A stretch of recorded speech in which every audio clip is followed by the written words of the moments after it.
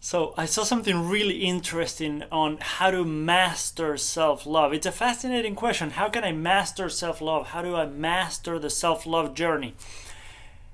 And here's what I think. We can't master self-love because I think isn't there a saying like the more you know, the more you learn, the more you realize you don't know. And I think that goes for many things in life.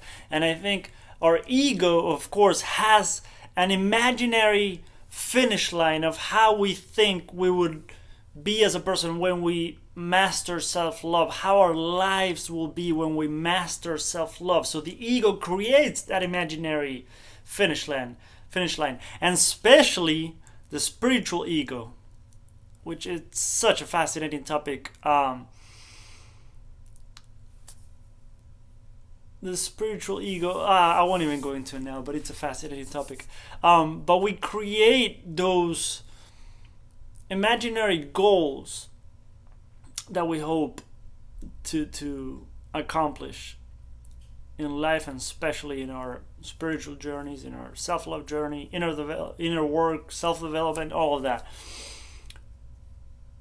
But at a soul level, you're here to evolve and grow and expand. And when you reach maybe the goal that you thought was what you wanted, maybe your soul wants to keep evolving and growing and expanding. So it's really interesting to, if you think about, there's a lot of talk these days about seeing your journey from either the ego's point of view or the soul's point of view.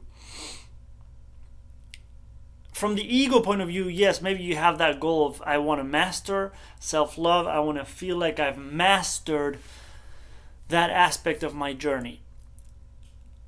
And I think from a soul's point of view, it's a completely different experience, different point of view, different perspective, different goals, if you want to call it that. It's an interesting thing to consider because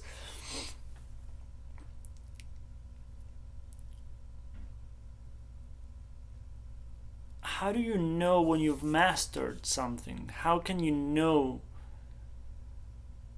Any true master in any field,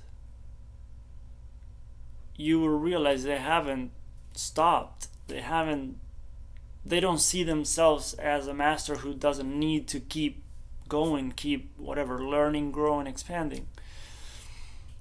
So I think it's an interesting question when we ask ourselves, how do I master self-love? I think, first of all, what I would suggest, the way that maybe you and I can master self-love, is to first of all realize that there's no one way to do it. There's no set rules when it comes to this. There's no specific way.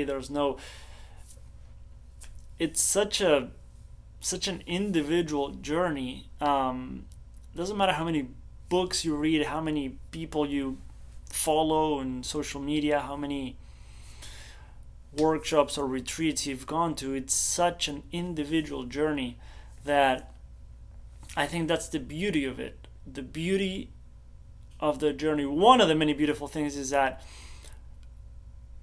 sometimes we set goals for ourselves and we might never meet that expectation. I've seen in my own journey just my experience with my expectations has been a very humbling and interesting journey.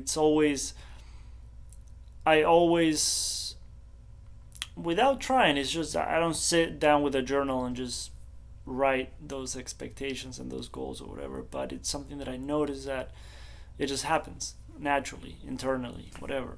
And then I realize that my journey, when I'm seeing it from the ego's perspective, it never meets my expectations.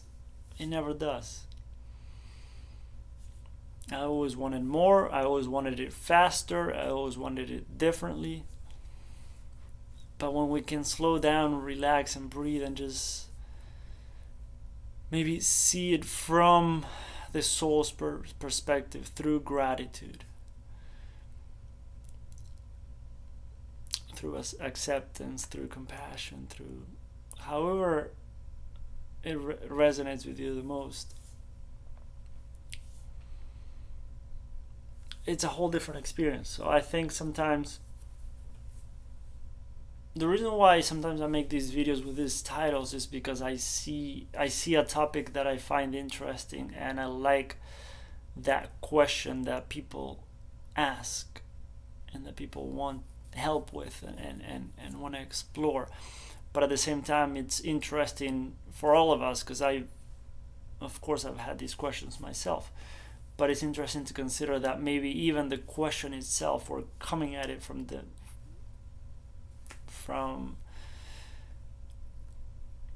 a not very helpful perspective, because when we try to master self-love, which is, it's kind of funny when you really take a step back and just think about that. I want to master self-love.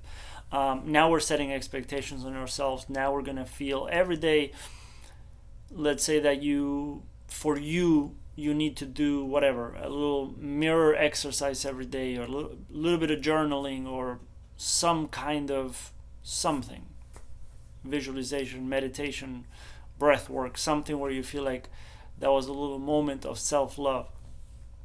And the days that you don't meet those expectations, now you're beating yourself up,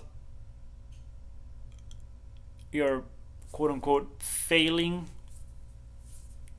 your journey, your spiritual journey, or whatever. So it's interesting that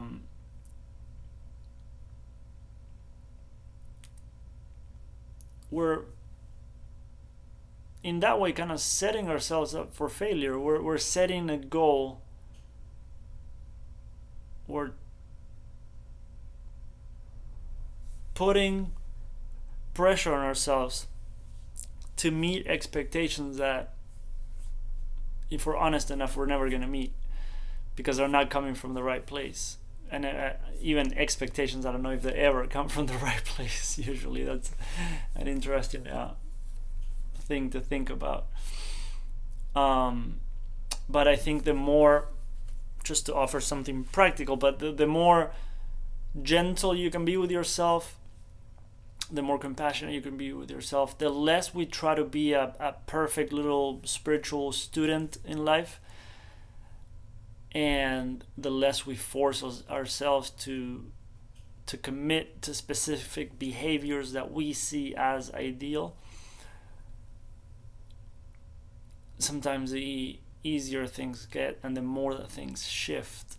So it's interesting to think sometimes the less effort we put into something, the more things shift, and the faster the shift actually happens, which is what we're trying to force through force. And sometimes putting less effort into it might be a beneficial approach. So it's interesting things to consider, that maybe we should try to be less robotic about it and less perfect, and just be a human being, just be human, and realize. I love there's a thing that goes around online that I shared it a long time ago on Instagram. I think it said every master was once a disaster. And it's true. I mean, if you hear from a lot of people that you look up to, they were not born, I mean, when they were a young kid, a teenager, a young adult, they've messed up. They've made mistakes. They have felt like they have messed up, at least at one point in their lives, at least. So I feel like that can take a little pressure off from ourselves when we're trying to get everything perfect. We're trying to master self-love and trying to get every little step of our journey perfect. And when we don't, we beat ourselves up. And then we beat ourselves up for beating ourselves up, because then we feel like we shouldn't be judging ourselves, and we feel like we shouldn't be so hard on ourselves, and we feel, and it's just a crazy cycle that never stops. And if you think maybe what's the thing that keeps you in that cycle, it might be the expectations. That's one of them. But I just wanted to share that because I think it can take a lot of pressure from those of us that are curious about this journey, that want to explore this journey of self-love, and are hoping to find something that resonates with us and something that actually helps you on your journey and not makes you feel worse about your performance on this spiritual journey every single day because you feel like you're failing. You feel like you're failing. You feel like you're not meeting your expectations, and it sucks. I know how much that sucks. I know how much it sucks. So I hope this helps. If you watched this far and if it did help, please give it a little thumbs up because that really helps out with the algorithm and these videos to hopefully reach more people. So that would mean a lot to me. And if there's anything specific that I can help you with, you can post it in the comments below, or you can also join our private free group by joining the newsletter in my website at gonzalocords.com. You can go there, join the newsletter, get on the group, and I'll have more ways to help you directly with more specific questions that you have. So thank you so much for watching. Have an amazing day.